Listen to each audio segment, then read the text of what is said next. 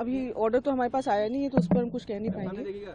और हम तो बस यही कहेंगे कि हम अपने हक की लड़ाई लड़ रहे हैं और हमको कोई शौक़ नहीं था ये करने के लिए। बहुत मजबूरी में हमको ये कदम उठाना पड़ा है। और जब एक लड़की का जन्म होता है, वो जब बड़ी होती है, यही सुनते हुए बड़ी होती है कि लड़की पराया धन होती है, उसको दूसरे के घर जाना होता है।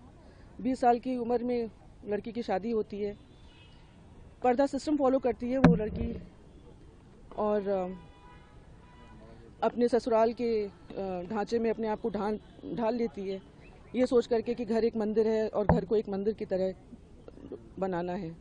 3 बेटियां होती हैं उस औरत की, उस महिला की, और फिर उसके ऊपर उससे ये कहा जाता है कि लड़के नहीं हो रहे हैं तो दूसरी शादी करनी पड़ेगी, क्योंकि वंश कैसे चलेगा, लड़कियों से वंश नहीं चलता। वो महिला फिर बम्बई जाती है, अपना इलाज कराती है, 2 बेटों को जन्म देती है ताकि वंश चले, और फिर अपने घर को एक मंदिर बनाने में लग जाती है।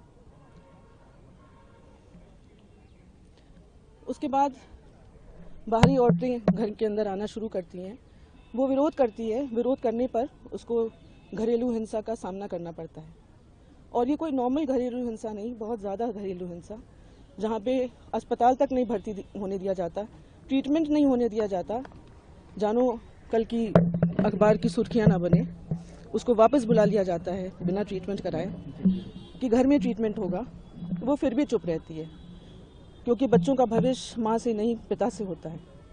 और मैं ही नहीं एक अकेली महिला हूँ कि जो चुप है, बर्दाश्त कर रही है।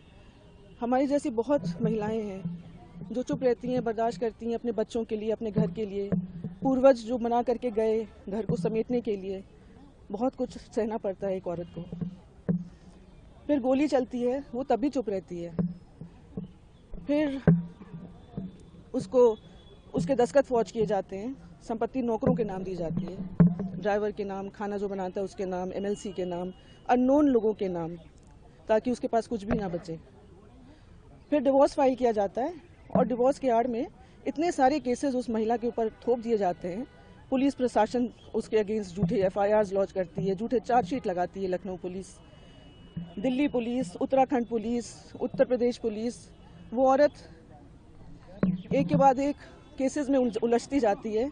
उसको तोड़ने के लिए सब किया जाता है ताकि वो टूट जाए, और टूट करके वो अपनी हार मान करके डिवोर्स देने को तैयार हो जाए।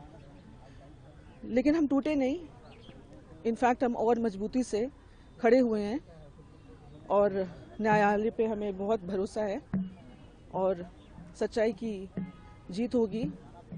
हम अपने हक के लिए लड़ रहे हैं, अपने बच्चों के हक के लिए लड़ रहे हैं। और ये बहुत गलत बात है कि पति दूसरी शादी करना चाहे, डिवोर्स फाइल कर दे और फिर दूसरी औरत को के साथ घर में रहना शुरू कर दे।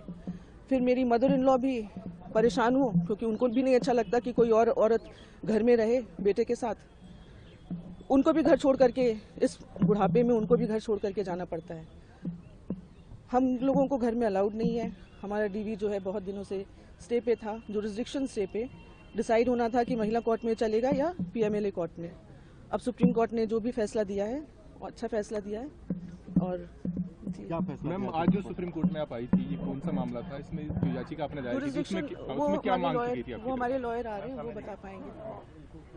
कोर्ट कचहरी की चीजें तो भैया हमारे लॉयर ही बता पाएंगे। आपको आखिरी एक सवाल, चूंकि आप जिस शख्स से लड़ रही हैं वो आपका अपना है, लेकिन बहुत प्रभावशाली और रसूखदार भी है, जिसकी बात कोर्ट के सामने आप लोग रखते आए।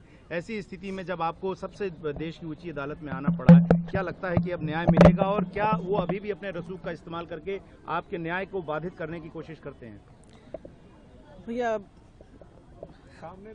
जी, हम क्या कहें इस चीज़ का। हर जगह से मैनेज किया जा रहा है। हमने पहले ही कहा, उत्तराखंड पुलिस, यहाँ दिल्ली पुलिस, UP पुलिस, सबको तो यूज़ किया जा रहा है हमारे अगेंस्ट, झूठे FIRs, सब जगह से हम लड़ रहे हैं और सत्य की जीत होगी। न्यायालय पे हमें पूरा भरोसा है। Thank you.